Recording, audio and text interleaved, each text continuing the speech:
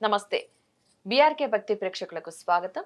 ఈ రోజు మనతో పాటు స్టూడియోలో ఉన్నారు ప్రముఖ ఆధ్యాత్మికవేత్త డాక్టర్ అనంతలక్ష్మి గారు. ఆమెను అడిగి మరికొన్న సందేహాలన్నీ కూడా నివృత్తి చేసుకుందాం. నమస్తే అమ్మ. నమస్తే అమ్మ. ఇంట్లో అమ్మవారు ఉన్నారు అనే సంకేతాలు ఎలా తెలుస్తాయి? దేని ద్వారా తెలుస్తాయి? అంటే అమ్మవారు ఉన్నారు అంటే ఎవరికిది? ఇంట్లో అమ్మవారి పూజలు చేసేవాళ్ళకి అంతే కదా. అంతే అమ్మ. అంతే తప్ప అసలు ఎప్పుడు దేవుడి పేరు ఎత్తకుండా మేము అమ్మవారిని తలవం, మా పద్ధతి కాదు అనే వాళ్ళ ఇళ్లల్లో అమ్మవారు ఉండడం కష్టం. అంతే అమ్మ. అయినా ఉంటుంది ఆవిడ, తెలుసా? చిత్రం. అది. అయితే మనం ఎప్పుడూ కూడా నిరంతరం అమ్మవారి పూజలు చేసేటి ఆవిడ గురించి తలుచుకుంటూ ఉంటే, అంటే అమ్మవారి పూజలు అనగానే లలితా రహస్యనామ సహస్రం మొదలైనవి చెప్పుకుంటారు. అవేమీ అక్కర్లేదు, అవి కూడా చేయనక్కర్లేదమ్మా. రోజు ఒక లక్ష్మీ అష్టోత్తరం చదువుకోండి, ఇంకా అష్టకాలు ఉన్నాయి అవి చదవండి. చిన్నవి ఏవైనా సరే అవి గనక చదువుతూ ఉన్నట్టయితే అమ్మవారు శుచిగా ఉన్న ఇళ్లల్లో, శుచిగా ఉన్న మనసు కలిగిన వాళ్ళ ఇళ్లల్లో ఆవిడ వచ్చి ఉంటుంది అంటాం కదా. మరి ఉన్నదానికి సంకేతం ఏమిటి? ఉందా అంటే తప్పనిసరిగా కొన్ని మనకి సూచనలుగా కనపడతాయి. అంటే అందరి ఇళ్లల్లో కనపడతాయా అంటే గుర్తించేవాళ్ళు లేకపోవచ్చు, కనపడకపోవచ్చు. కనపడాలన్న నియమం కూడా లేదు. ఆవిడ ప్రకటన కావాలన్న నియమం కూడా లేదు. ఉండి గుప్తంగా కూడా ఉండొచ్చు. కానీ అట్లాంటి వాటిల్లో తరచుగా సన్నజాజి పూల వాసన వస్తూ ఉంటుంది మనం పెట్టుకోకపోయినా.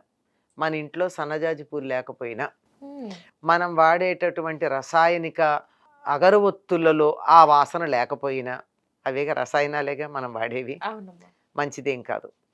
అయినా సరే రెండు తరచుగా వచ్చేటటువంటి పరిమళాలు ఏమిటంటే, ఒకటి జాజిపూల పరిమళం, మరొకటి సంపెంగ పూల పరిమళం. ఇవి అలా ఒక్కసారి ఒక్కొక్క సమయంలో వస్తాయి. సాధారణంగా సంధ్యా సమయంలో వస్తాయి. సాయంకాలం దీపం పెట్టే సమయం ఉంటుంది కదా, 6 గంటలు. అంటే వాచీలో చూసుకుంటే 6 గంటలు అనుకోండి. సూర్యాస్తమయం అవుతూ ఉండేటటువంటి సమయంలో ఒక్కసారి కొంచెం సేపు, ఎక్కువసేపు కూడా ఉండదు, కొంచెం సేపు అటువంటి సన్నజాజి పూల వాసన కానీ, సంపెంగ పూల వాసన కానీ, అప్పుడప్పుడు మల్లెపూల వాసన కానీ ఇవి వస్తాయి. మరెవరో చెప్పడం మొగలిపూల వాసన కూడా వస్తుందన్నారు. ఇవి ఇంతకన్నా ఎక్కువ మనకేమనిపించదు. ఇలాంటి వాసనలు కొన్ని రోజులు వరుసగా ఒకే సమయంలో సంధ్యా సమయంలో వస్తూ ఉంటే మనం చేసేటటువంటి పూజలకు సంతోషించి అమ్మవారు ఒక్కసారి ఆ పూజను స్వీకరించడానికి అక్కడికి వచ్చింది అనడానికి గుర్తు. ఇది కాక ప్రత్యేకంగా దసరాలు మొదలైనవి ఏవైనా చేసినప్పుడు, లేదంటే ఏదన్నా దసరాలు కాకపోయినా ఏదో ఒక సందర్భంలో నేను దీక్షగా అమ్మవారి పూజ చేస్తానని ఎవరైనా నియమం పెట్టుకుని లలితా రహస్యనామ సహస్ర పారాయణ జాగ్రత్తగా, సరిగ్గా, పద్ధతిగా దానికి కొన్ని నియమాలు కూడా ఉన్నాయి. మనం మామూలుగా చదవడం కాక సంకల్పం చెప్పించుకోవడం, నాకు వచ్చు అని అహంకరించకుండా ఒక బ్రాహ్మణుడి చేత, పురోహితుడి చేత సంకల్పం చెప్పించుకుని చేయడం, ఇట్లాంటివి ఉంటాయి. ఇట్లా చేసినప్పుడు ఇంట్లో చిన్నపిల్లలు కాళ్ళ గజ్జెలు పెట్టుకుని తిరుగుతున్న ధ్వని వస్తుంది. గజ్జెల కాళ్ళతో ఒక 10 ఏళ్ల లోపు పిల్ల అలా తిరుగుతున్నటువంటి భావన. అలా కళ్ళు మూసుకుని కూర్చున్నట్టయితే ఎవరు ఇక్కడి నుంచి వెళ్ళారు అని మనం అనుకుంటాం. అంటే 10 ఏళ్ళని ఎలా చెప్పగలుగుతారు అంటే, కంటికి కనపడకపోయినా ఒకలాంటి 10 ఏళ్ల పిల్ల పెడుతూ ఉంటే ఎటువంటి నీడలు జాడలు ఉంటాయి అవన్నీ కనపడతాయి. అదేమిటి ఎవరు వెళ్ళారు ఇటు, మన ఇంట్లో ఎవరు చిన్నపిల్లలు లేరే అనిపిస్తుంది.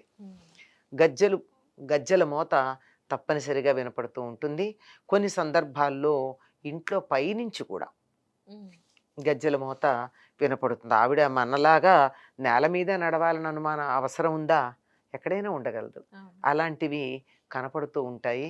అక్కడ పెట్టినటువంటి పదార్థాలలో రుచికరమైనటువంటి పదార్థం, తీపి పదార్థం ఏదో ఒకటి తక్కువ అవుతూ ఉంటుంది ఇక్కడ పెట్టింది.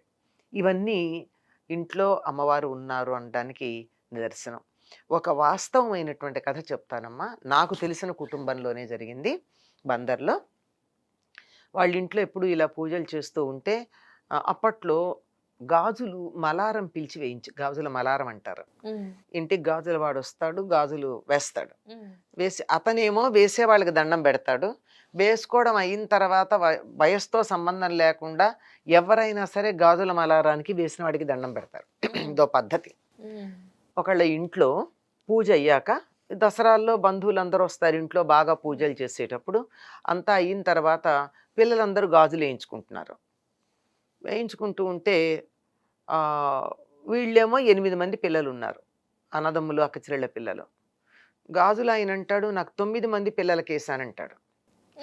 చాలా వాదించుకున్నాక నిజంగా తన దగ్గర ఉన్న గాజులు అవి వీళ్ళేవో లెక్కలు చూసుకున్నారు. చూసుకుంటే తక్కువే ఉన్నాయి, ఇంకో మనిషికి తక్కువ. ఆ పిల్ల వచ్చి అట్లా గాజు కూడా మాయమైంది. అది విశేషం. ఆ వేయించుకున్న పిల్ల గాజులతో సహా కనపడలా. ఇది వాస్తవంగా జరిగినటువంటిది. దీన్ని 1-2 సార్లు వాళ్ళు ప్రత్యేకంగా అబ్జర్వ్ చేశారు కూడా. అంటే అమ్మవారు వచ్చి బాలగా, వాళ్ళ ఇంట్లో ఉన్నది బాల ఉపాసన. అమ్మవారి పూజల్లో మొట్టమొదటి చేసేది బాల ఉపాసన, తర్వాత సువాసిని పూజ, ఆ తర్వాత దంపతి పూజ ఇత్యాదులన్నీ చేస్తారు. అంటే 8-9 ఏళ్ల లోపు పిల్లల్ని చేసేటటువంటి పూజ బాల పూజ. దసరాల్లో తప్పనిసరిగా పొద్దున పూట పెరుగన్నం, వేడి వేడి అన్నం మీద పెరుగు వేసి మొదటి పూజకి అది నైవేద్యం పెడతారు. అంటే ఇంట్లో చిన్నపిల్లలు ఉంటే నా పూజ అయ్యేదాకా నోరు మూసుకోవచ్చో అని వాళ్ళు కడుపు మార్చుకోకుండా పిల్లలకి సద్దన్నం పెట్టేయడం. సద్దన్నం అంటే రాత్రిదే అని కాదు అర్థం. వేడన్నం మీద పెరిగేసి పెడితే చలవ చేస్తుంది గనక చలవ చేసే అన్నం అది సద్దన్నం. పిల్లలకి ముందు అది నైవేద్యం పెట్టి ఇంట్లో పెట్టేస్తారు. అలా మొట్టమొదట బాల పూజ చేస్తారు. తర్వాత మధ్యాహ్నం 12 గంటల లోపల మామూలు పూజ పూర్తవుతుంది. రాత్రి పూజ వేరే, ఇట్లా 3 సార్లు చేస్తారు. అందులో ఈ బాల ఉపాసన ఉన్నవాళ్ళు వాళ్ళ ఇంట్లో జరిగినటువంటి సంఘటన ఇది. మరి ఇంకా దాన్ని బట్టి ఊహ చేయండి. అమ్మవారు ప్రత్యక్షంగా వస్తుంది అంటే అది మనకు అలంకారాలు చేస్తామే, ఆ అలంకారాలన్నీ వచ్చి ఇలా చక్కగా మేకప్ చేసుకుని వచ్చి మనకు కనపడుతుందని కాదు, సాటి మనుషుల రూపంలో వస్తుంది. బాల ఉపాసన చేస్తే పిల్లలాగే వస్తుంది. ఆఖరికి లలిత ఉపాసన చేసే వాళ్ళకు కూడా ఇంట్లో పిల్లలాగే కనపడుతుంది, కానీ ఆవిడ పెద్ద ఆవిడిగా కనపడుతుంది.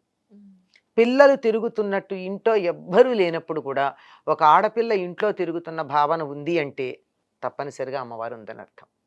మంచి విషయాలు తెలియజేశారమ్మ. చాలా మందికి అనుమానాలు ఇవి. అమ్మవారు ఉన్నారు, తిరుగుతున్నారన్న సూచనలు కావాలి అని అనుకుంటూ ఉంటారు. ఎలాంటి సూచనలు? ఇది ఒక నాకు తెలిసిన కుటుంబంలో జరిగిన సంఘటనమ్మా. ఇది ఎవరిదో విని ఎవరో చెప్తే జరిగింది అని చెప్పడం కాదు, జరిగింది, తెలిసింది. అటువంటి చిన్న చిన్న అనుభవాలు మాకు కూడా అప్పుడప్పుడు అయినాయి గనక అవి నేను చెప్పను కానీ అవుతాయని నేను గట్టిగా చెప్పగలను.